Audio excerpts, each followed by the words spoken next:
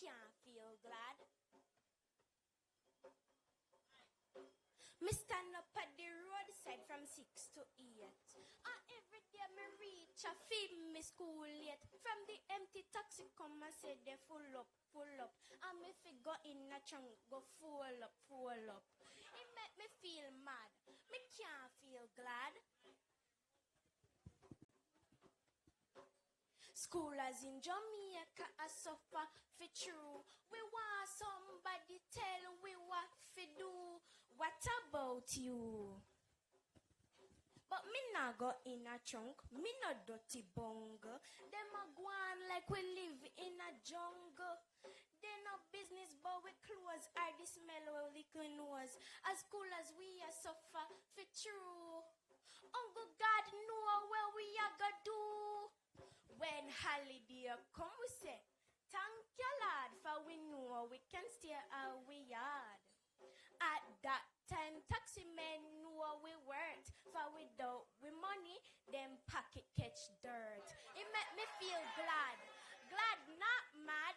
Schoolers in Jamaica a suffer for true. We want somebody tell we what we do. What about you? What about you? What about you?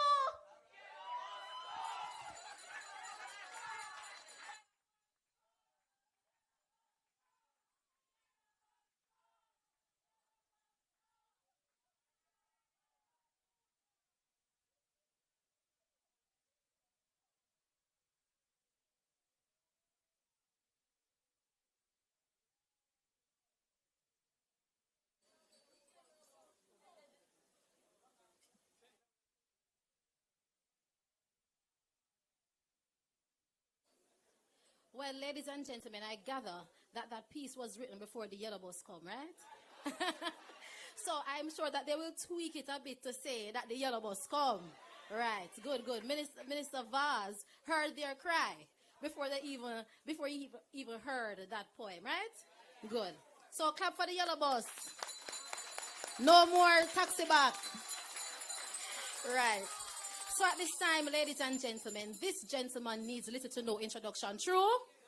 No introduction at all, because you see him all across the place. So at this time, please welcome Dr. the Most Honorable Andrew Holness.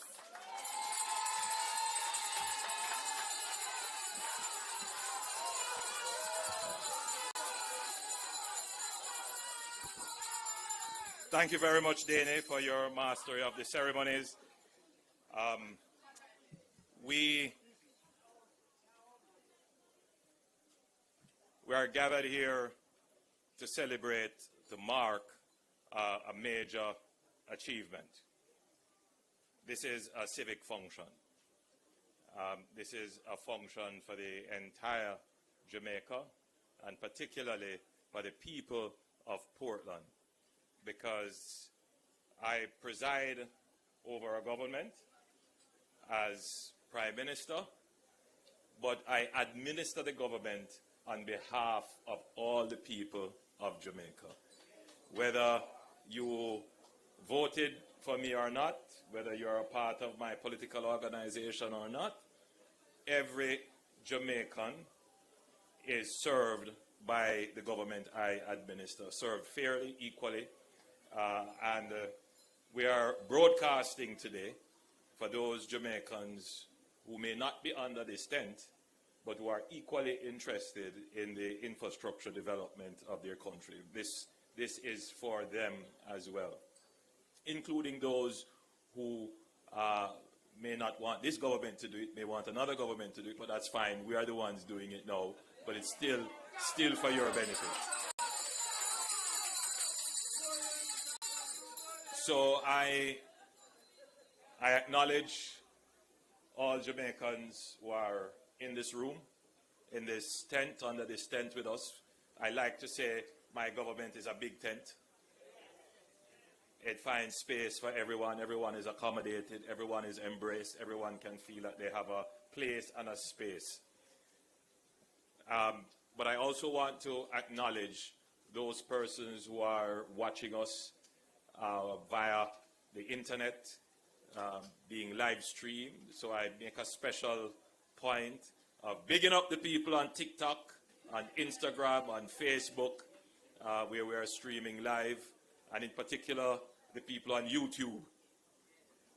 And I have to do that because this has become now a standard community which we have to speak to. When I speak to audiences, such as an audience like this, you can have a sense as to what is the mood and what the audience already believes. But in the broadcast world, whether it is in your home, in your couch on television, or you are wherever watching TikTok live or watching some video or some reel or something, it's very difficult to gauge what the prevailing view is. And sometimes false information can be brought to you. And for many Jamaicans, seeing is believing. And you don't get a chance to say, but how this really go? Because you believe what is placed in front of you. And you're in your quiet space. There's nobody beside you who may pinch you and say, foolishness, not no go so. Here is the truth. And you form an impression. The challenge is that it's one thing for a random video or reel to get to you on your phone and you look at it and you believe it or not. But the way in which the information world works now is depending on your pre-existing bias. You may say, you know what, I believe this. But you go one step further, you click I like it. And you go one step further, you share it. There is something that is operating in your phone that you don't even know. It's called an algorithm. And when you express a view, positive or negative, to the content that you have just consumed, what that algorithm does is say, I know what you now like. So I'm going to keep sending the things that you like. And so what it does to society as a whole, it removes editorial control, which can be good, can be bad, but it keeps balance in the society if the editorialization is proper. It removes that. And what can happen is that persons who are not quite able to filter information or don't have broad knowledge to distinguish what is fact and what is fiction will end up getting caught in either a loop of fiction and end up with all kinds of perverse views of the society, believing lies and half-truths. Or you could have a really good edifying experience where you're constantly fed factual information. But what happens is more the latter than the former. And a lot of people get caught in extreme positions, believing fake news and developing perverse views. And many societies, not just Jamaica, wrestle with this. You will see this presentation that I'm making now being made by all kinds of other countries who are concerned about how their society is being shaped by algorithms, shaped by a calculation that has nothing to do with the actual situation of the country and something that is open to be manipulated. It is a great danger for us, and in particular in the time of an election where the competition for your mind is even more intense, that someone could spin a lie and impact the outcome of an election. And this has been shown and proven in many countries, not just Jamaica. So I do take the time whenever I'm presenting, not just to speak to the people in front of me, that I can gauge your response, and I'm in that feedback loop, so I can make various comments and help to modify and change and moderate, but particularly to those who are trapped in front of their screens, who have nobody else to help to moderate how they are going to view, we have to bring them into the conversation and to empower you to be candles of information and lights of knowledge in your community and in your various spaces. So that's just a preliminary preface to my presentation.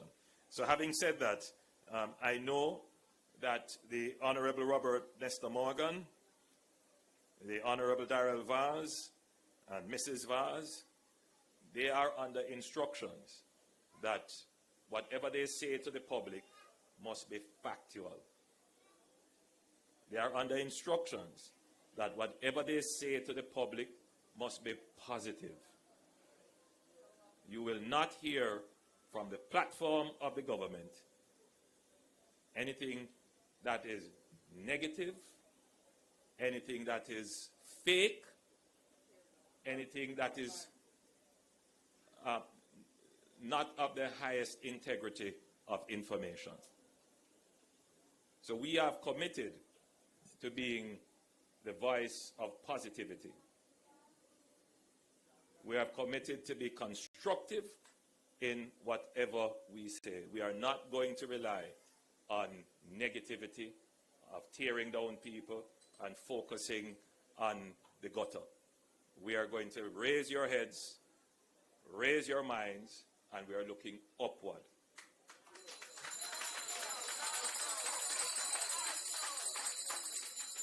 Let me also acknowledge our permanent secretary in the Ministry of Economic Growth and Job Creation, and the head of the National Works Agency, Mr. E.G. Hunter, a long-standing master civil servant.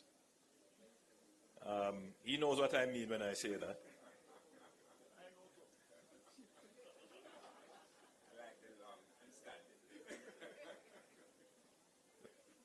You know, there is a famous British comedy called Yes, Minister.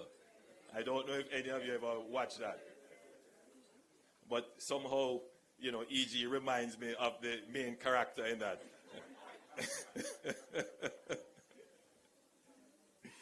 Of course, allow me to also acknowledge His Worship, the Mayor, Bishop Councillor Paul Thompson, who preached for us.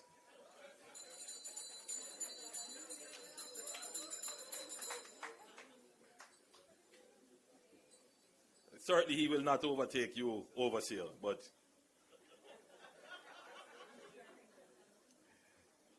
and of course I must acknowledge China Harbor that has been with us now more than 15 years almost as a construction partner, very much entrenched in the Jamaican construction landscape, taking on massive projects.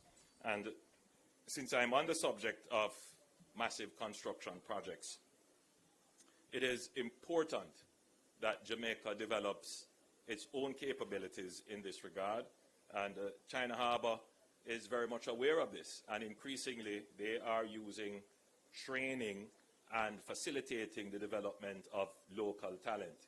And on this project, we look forward to that. In the Montego Bay Bypass project, when I toured it last, I was very pleased to see a significant number, in fact, I would say more than 90% of the workforce being Jamaican, from the steelman to the engineer. I think that was a very good sign.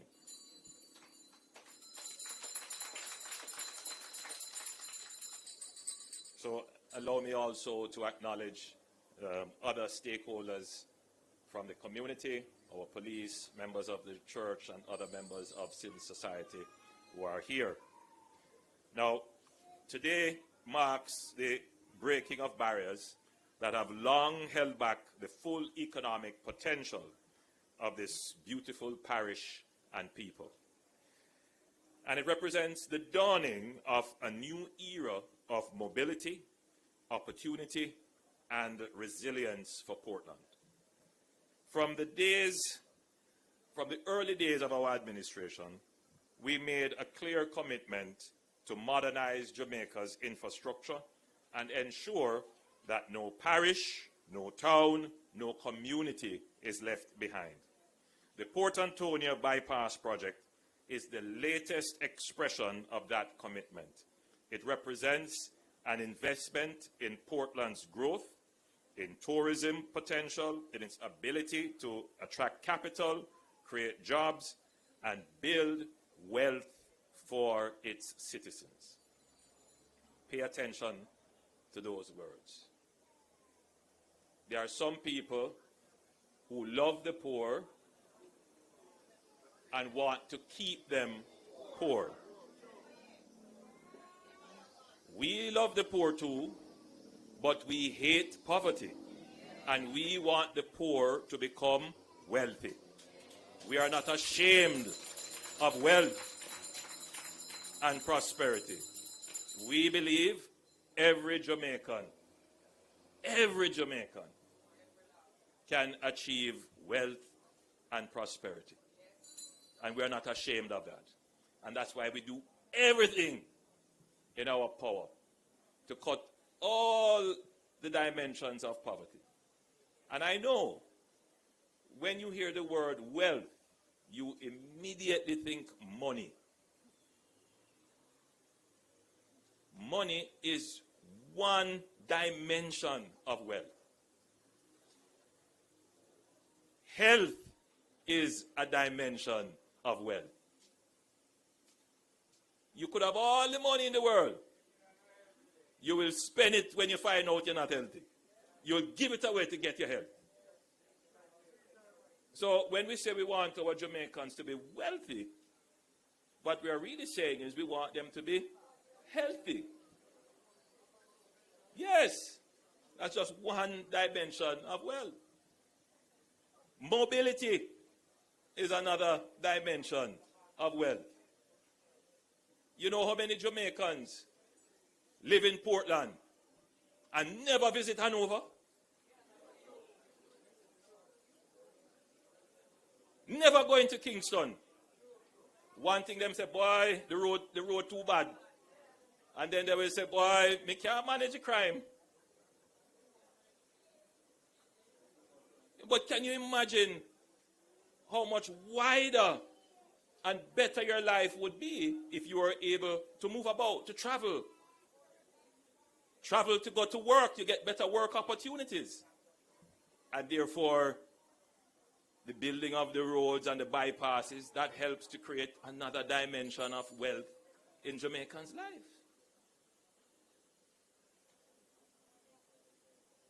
Purposeful employment, that's another form of wealth. You know, a lot of people believe that you only work for money. But a lot of people work for fulfillment. Do something with your life that means something. So never confuse when we talk about prosperity that all we are talking about is money. No. We want the entire human being to develop and to be able to fulfill themselves and to ultimately pursue their happiness. How does a highway do that? I mentioned one, mobility. But you also want to be safe. Not just safe from criminals and crime, but you also want to be safe from the impacts of climate and weather. Portland is a town, Portland is a parish, Port Antonio, the main town, that is on the seaside. It's a coastal, low-lying area, and it is oftentimes impacted by weather events. How many weather events have impacted your wealth? Destroyed your home, destroyed the road? Quite a bit. And so what we are doing now is to move your road inland, protecting your mobility, protecting your other assets, land and businesses, and that will ensure resilience. That should there be a weather event that hits Portland, a part of your wealth and prosperity will be preserved.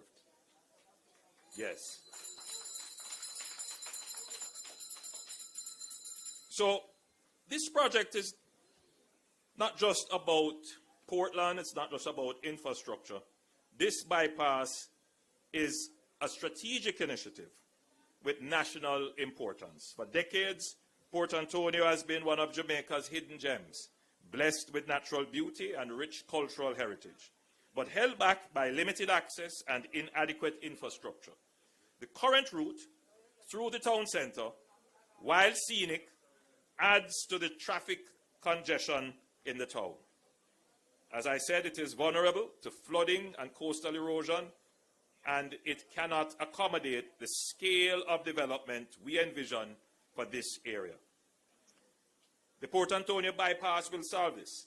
The new 18-kilometer corridor, divided into 2 phases, will divert through traffic from the fragile, congested coastal town center, cutting travel time, reducing transport costs, and unlocking vast development potential inland.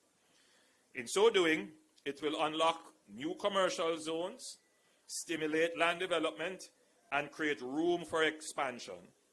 But listen to this part. While maintaining Port Antonio as a quiet coastal retreat, but with a thriving economic hub. So the idea is not to change the nature of Port Antonio. What is happening now is that the nature of Port Antonio is being changed because of the volume of congestion in the town. And so what we want to do is to move the traffic that doesn't need to be in the town out of the town. And that town, which should really be, rich in its culture and history, is becoming very commercialized. And so it's losing that value. So in creating a bypass, we will eventually attract most of the commercial operations out of that valuable cultural and historic space and leave that to develop in the way it should be developed while having the commercial area specifically focused. And we have started that by building, and that started a couple of months ago, the Boundbrook Commercial Center. So this is not just a one-off investment. This is part of a larger plan to develop the economy of Portland in a way that preserves its historic and cultural assets.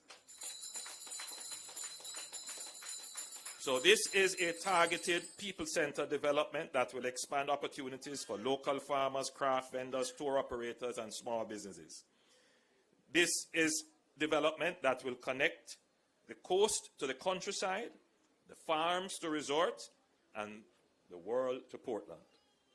The Port Antonio bypass is being executed in 2 phases. Today, we are launching phase 1 from Norwich to Turtle Crawl Harbor, a 7-kilometer stretch of a 4-lane roadway with safety-enhancing median barriers, newly constructed bridges, upgraded drain infrastructure, and designated bus shelters.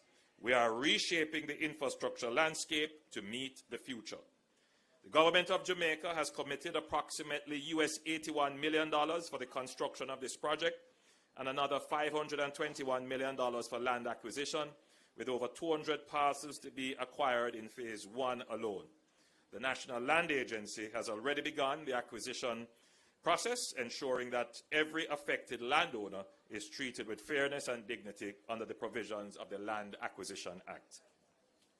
This is a massive undertaking by any measure, and I want to recognize the work of the Ministry of Economic Growth and Job Creation, the National Work Agency, the Ministry of Finance and the Public Service, and of course our project contractor, China Harbour Engineering Limited, for bringing us to this point.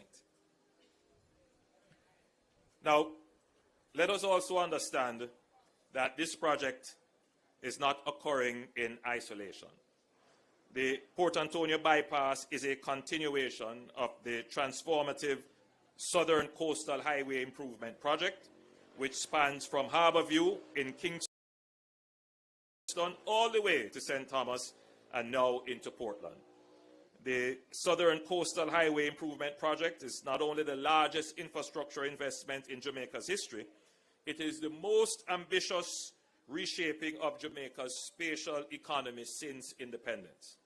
By extending the S-chip into Portland, we are literally and figuratively placing Portland on the map of the 21st century development. We are ensuring that Portland is not at the end of the road, but Portland is the road to prosperity. So with this project, we are laying the foundation for something bigger than a bypass. And I want all of you to pay attention to this, because this is what is going to come as soon as the bypass is finished. Through the Port Authority of Jamaica, we engaged world-renowned architect Gordon Gill, who is actually Jamaican, to develop a master plan for Port Antonio. The vision of Port Antonio is to create a high-value, low-density tourism destination that will preserve the unique history and character of Port Antonio as the birthplace of Caribbean tourism. Port Antonio will become the St. Bart's of the Northern Caribbean. Now, I know a lot of people don't know what that is, but the idea is to create a high-value tourism product, which is quite distinct from the other tourism areas that exist in Jamaica. The strategy of the government, for all of you who are listening, you will hear me talk about the national economy and how the national economy is doing well. Now, people in their parish, in their towns might say, well, how does the national economy benefit my household economy? When I tell you that the debt, national debt is cut in half, you still have your loan to pay at the bank. You still have your hire purchase bill to pay.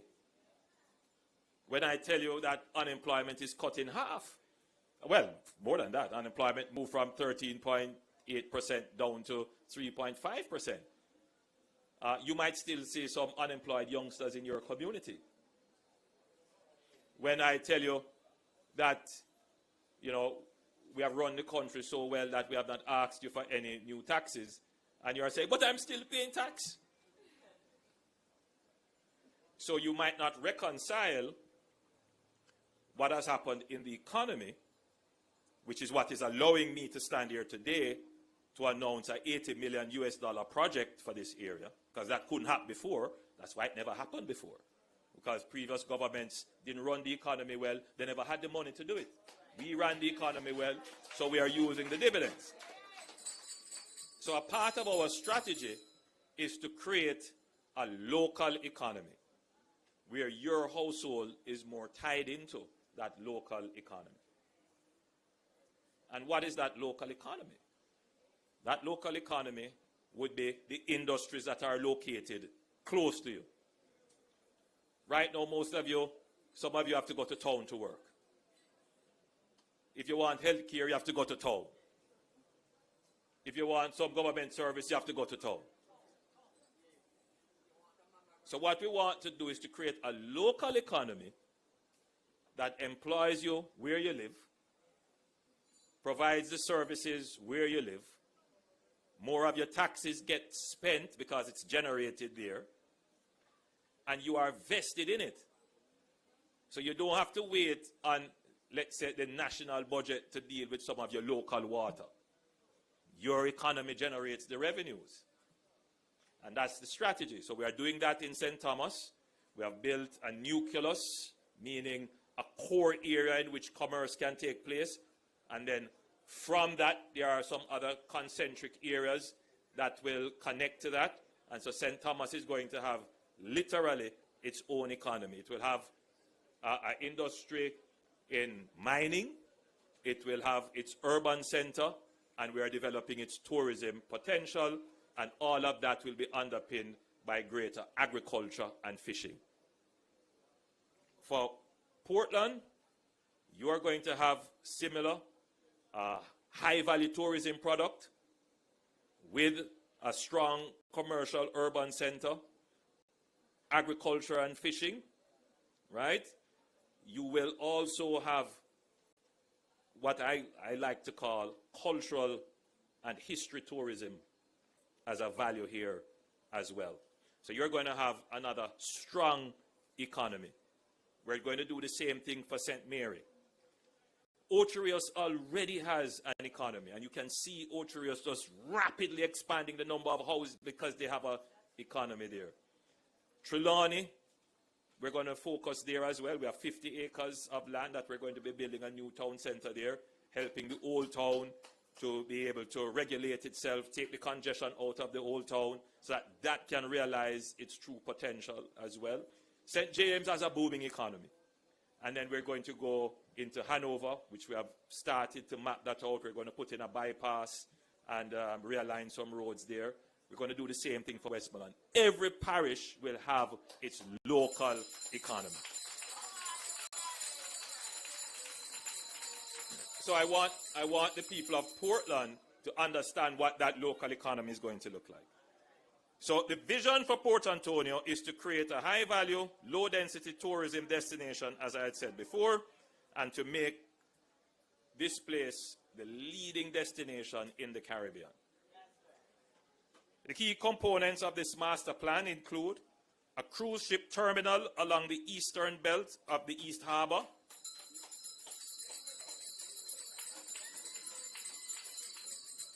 other people have tried it, you know, they put in a little thing and it never worked, and it sit down how long, and because they don't have vision.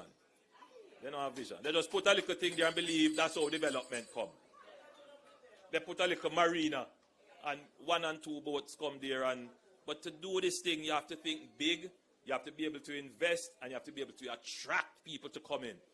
And so you notice we are very strategic. We are doing the things that are going to attract people to come in. So we're going to do the cruise ship terminal along the eastern belt of the East Harbor. We're going to do some high-end hotels and villas on the Folly lands.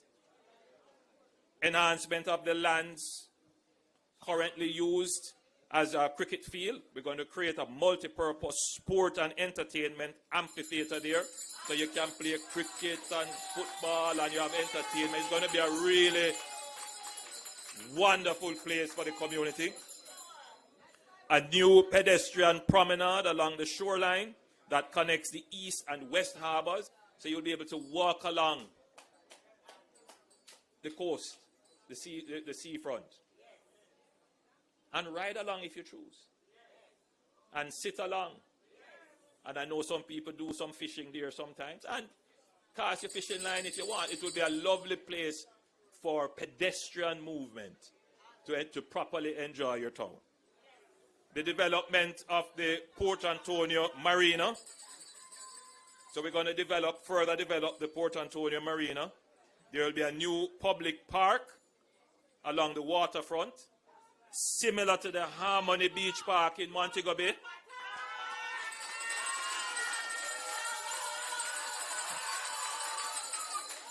So Port Antonio will have its own beach park.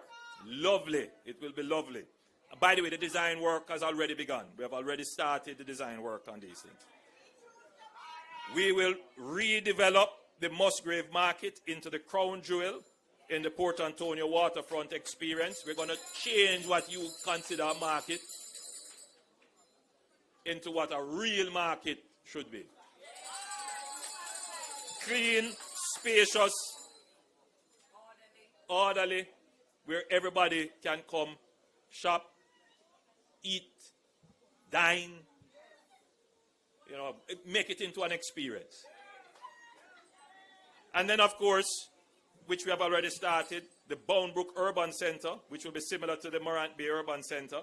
That's 148,000 square feet of purpose-built commercial space, and that will have a government center in it, and the municipal corporation will be housed there. Over 3,000 Jamaicans are expected to be employed by entities within this development. Importantly, Navia Island will be preserved as a nature ecotourism reserve as part of the ecological heritage of Portland and Jamaica.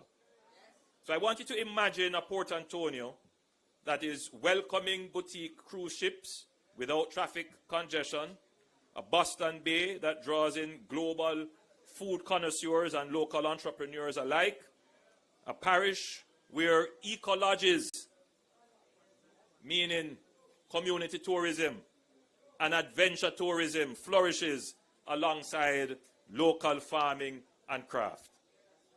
This bypass allows us to begin reimagining the Port Antonio Center by diverting through traffic. We will create the space for a safer, more walkable, more livable town core. The urban renewal that will follow can finally reflect the charm, potential, and historical richness of the Port Antonio that we all wish for.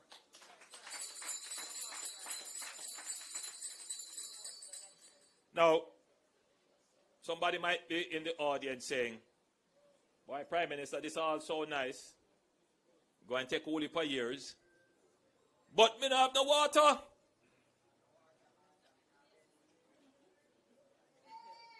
In other words,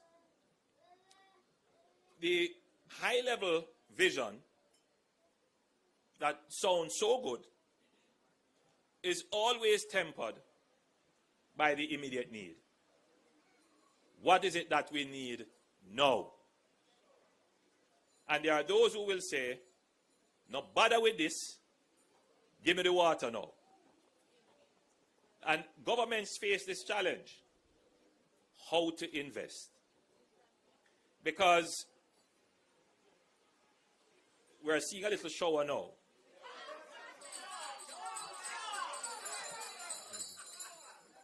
And indeed, water comes from the sky. But water is not free. Water requires investment. Pipes and pumps don't fall from the sky.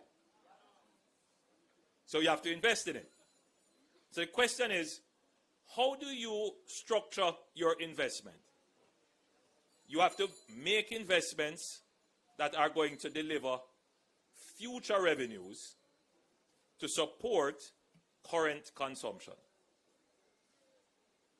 Put it to you this way: there are some people who would prefer to eat off everything today and have nothing tomorrow. Investment is like agriculture. You have to plant today in order to reap tomorrow. But you also have to make sure that you have a little bit to eat while the crop is growing, right? So for those people who would wish to dismiss these kinds of investment, let me point out that we are dealing with immediate needs as well. We are spending, for example, on a local lift station, $22 million to put in a lift station, which is basically a pumping station that will bring the water up to a level, put it in a storage tank so it can be gravity fed, and that will supply the craft market and Carter Park. So we're dealing with the water situation, but that's just a small one. We are going to spend, and the project is already underway, $3 billion from Upper Fellowship, going through all of Port Antonio, going up to Snow Hill, to replace and rehabilitate pumps, pipes, and a new plant for water to Grants level, right? That's a massive investment, $3 billion for water. So I want you to appreciate that the government is balancing the immediate needs with the long-term needs that will generate the revenues to deal with even more immediate needs. So we're doing this project, which will create an economy, which will give us the revenues to spend on even greater social projects for you. But we're not leaving you to die of thirst while the road is built. No, we get that, we understand that. And so we're doing both things at the same time. Both things at the same time. So,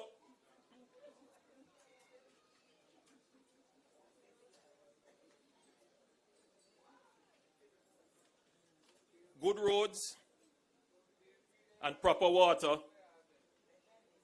supply don't fall from the sky. You need good government running a good economy to be able to deliver these benefits.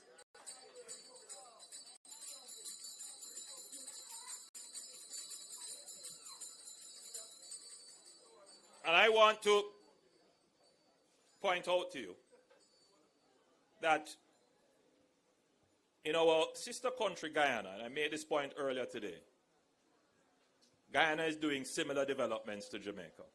If you ever have the chance to go to Guyana, daily Guyana is changing, building massive highways and bridges and new buildings in Georgetown, their capital. The place is really transforming. And you know why that is happening? They have discovered oil. We weren't doing this, what we're doing here, 20 years ago, 15 years ago, 10 years ago. Why? But we are doing it now. Did we discover oil? What is the difference? What has changed? What did we discover in Jamaica? We discovered good government. Good government can deliver value as much as oil can. There are many countries that are rich in natural resources, but they have problems because of government. Government matters. Who administers your affairs matters. I get it. There are many Jamaicans who support governments like how they support football teams. Desmond McKenzie is a big supporter of Manchester United. I am a Liverpool fan. And I know when Liverpool won the Premiership, and I put up my Liverpool shirt, I was in a lot of people were upset with me. That's how it is. But the consequences of supporting the wrong football team is neither here nor there. The consequence of supporting the wrong government. So I make the clear point to everyone listening that government matters. And there is a deliberate attempt by some to say that government doesn't matter, but yet they are saying, hey, let me be government. There are some who are saying the reduction in crime is not as a result of the government, but they are saying, hey, let me be government and I will even reduce the crime more. Which is it?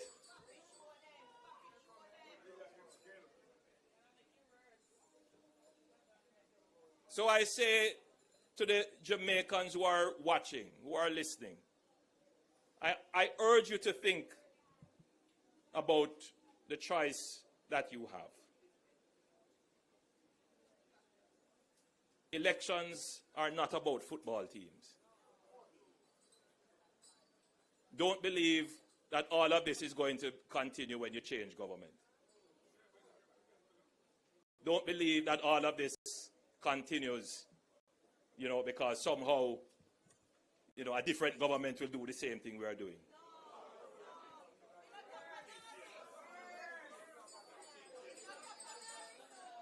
So I'm a realist. I know I've done a lot of work.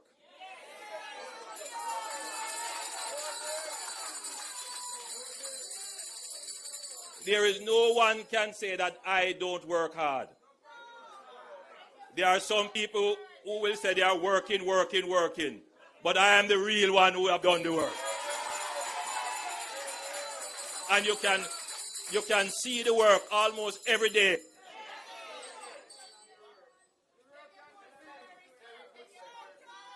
But there are those who are irrational. There are those who don't vote on reason. There are those who are merely supporting a football team. And you saw it. They gathered at Heroes Park and asked, why are you here? I am here supporting my football team, whatever it is. But if you let those people determine your future, you cannot allow those people to determine your future. So I urge you, as I close my presentation to you, as I have shown you the work that we have done, as I have shown you what is to come and for which you can have faith. Not empty faith, but real faith.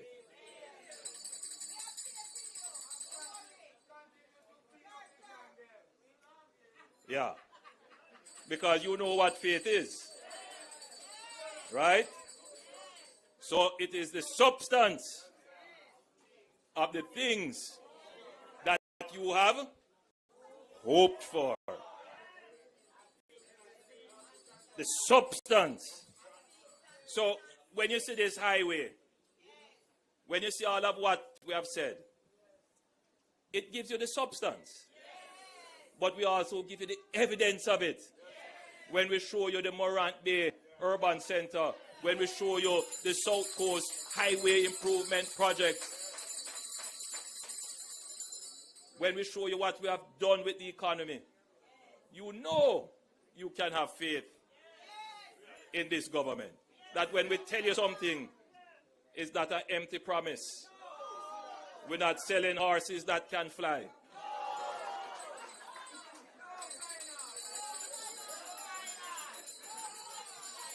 So, my friends gathered, and those on social media, and those watching on broadcasts and newscasts, I urge you to think carefully on the choice before you in our democracy, to look at the work that has been done and the commitment made for future work and development.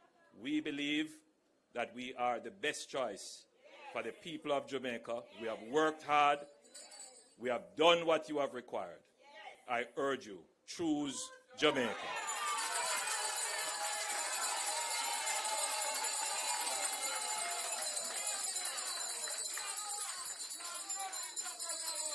Thank you very much, Prime Minister. You know, PM, as you were talking about Portland, I thought to myself, maybe I should move to Portland. But I think I will stay in my parish, St. Thomas, and enjoy my urban center. All right. So at this time, ladies and gentlemen, I'm going to invite, he's already on his feet. I'm going to invite the Honorable Darrell Vaz to move the vote of thanks. Thank you very much. Good afternoon, ladies and gentlemen. All protocols observed. I'm here to give the vote of thanks. And I requested that because I wanted to give the vote of thanks while the Prime Minister is in the parish of Portland. And I want to say unequivocally that no Prime Minister and no government has done even 10% of what has happened in Portland from I became Member of Parliament in 2007 and Anne-Marie Vaz became Member of Parliament in 2019. I would go further to say that it is too many millions to count. My calculator can't go so far because it is hundreds and hundreds of millions of United States dollars, not Jamaican dollars, from road to water to Boundbrook Center to the NHT project that is going to happen at Pasley Gardens, to the water project that the Prime Minister just announced, to the entire development of the waterfront in Port Antonio, the bypass of Port Antonio to allow for people who are not doing business in Port Antonio to go. It is just too much. And I want to say, on behalf, Prime Minister, of Member of Parliament Anne-Marie Vaz and myself and every well-thinking Portlander, a hearty thank you for your vision, but not only your vision, putting the plans in place and the funding in place to effect the transformation that we have seen in Portland. And it's not because I am the Member of Parliament. I can only do as much as I can do, which is to lobby and to try and get my piece of the share and my piece of the pie for Portland, while all the other parishes and Member of Parliaments are doing the same thing. We will not let you down because we appreciate it. We appreciate everything that you have done and every discussion that you have led. And let me state it clearly that some of the things that you see that are being implemented come from his vision, his thought process in relation to what he wants to see Portland become, because it is no secret that Portland is the Prime Minister's favorite parish outside. And he has said it, so I'm not saying anything. He has spent a lot of time here in his youth, and he just loves the people, he loves the vibe, and he loves the place. So I could never let today pass, because I know we are going into a certain season now where everything is going to get all over the place, pure misinformation and bad mind and all that goes with it. So I wanted, in a very sober setting, Prime Minister, to tell you that we do not take it for granted, and we appreciate everything, because it's not only about the vision, it is the connecting of the dots to make sure that that vision is implemented. And I stand here proud to be a part of that team that is transforming Portland from a forgotten parish to the most popular and the most infrastructure that has taken place in Portland between 2016 and now. I close by saying, Prime Minister, we will not let you down. Don't watch the noise, watch the sail. And I stand here to tell you that you have bigger things to go and look about. When you are starting on that journey, whenever you decide to, you don't need to come back to Portland. You have done everything before election. We don't need you. Go and look for the ones that need some more help. We thank you from the bottom of our hearts. You are the best Prime Minister that this country has ever seen. And what is more, and I want to leave you with this, because I'm a subject of it too. Who God bless, no man curse. And more importantly, Jamaican people don't stone Fluxy Mango. That is a East Indian, a Bombay, and a Julie put together. He is the best. Pray for him, because you know that when it comes to him and me, them after we every day. Can't do nothing right. But God don't sleep in money put on in pajamas. God is watching over you, sir. And we will be victorious. God bless you.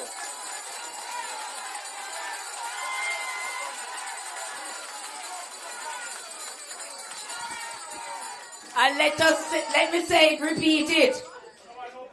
Representation matters. Your government matters. Choose Jamaica. Thank you all. Thank you very much, Minister Vaz and MP Vaz. So at this time, ladies and gentlemen, we're at that point where we actually get to break the ground. Are you excited? Yeah! I'm excited because the work begins now. So thank you so very much for being with us today. To those who are online, thank you also for joining us. I do believe that you'll be able to see what's happening over by the groundbreaking. So until next time, my name is Danny Clark, and it was a pleasure serving you today.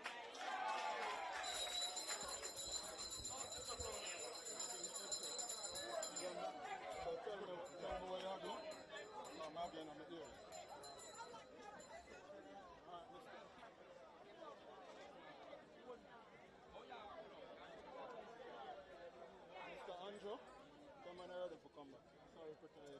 Our space. Yeah, is that piece of way? Go in front of it.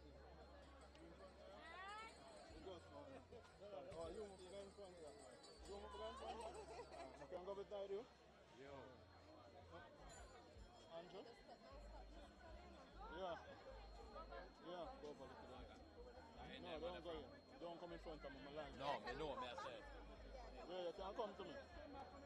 Come to me. Come to me.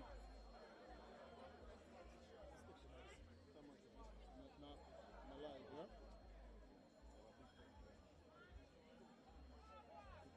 Poor focus. I don't have one. Tell him he can come to me and show him now. I'm not move. No. Hello, mommy. I don't want this one to camera, yeah?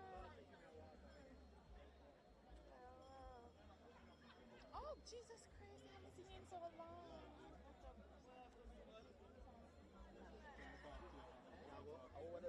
We cannot go over this. I'm a cop. Yes, I'm a cop. Yeah, give me name. Give me name. Yeah, give me name.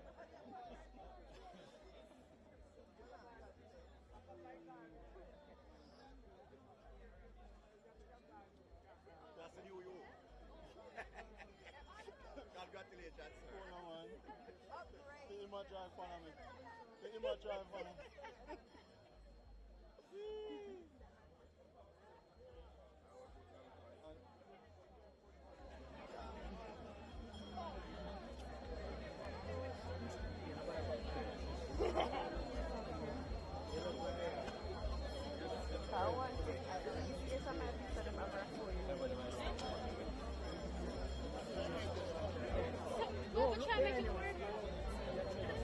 Andrew? Yeah, fill him up. Look on it.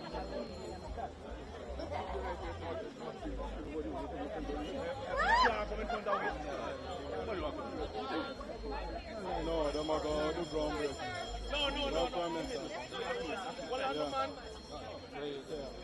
No, I'm not.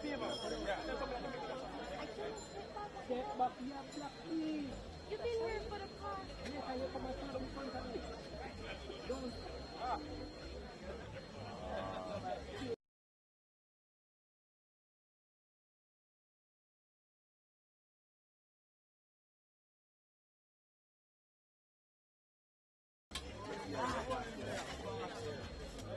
I know why I went to the gym.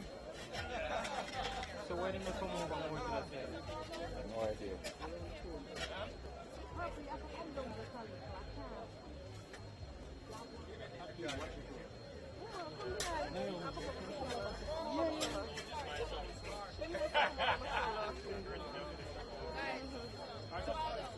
Yes.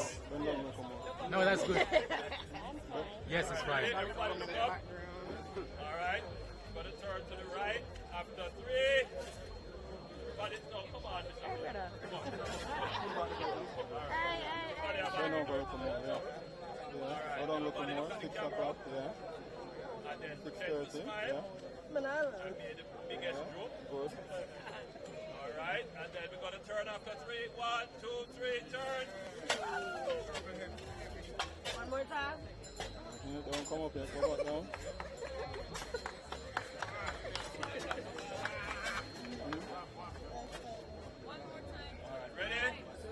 Ready? To the right, turn.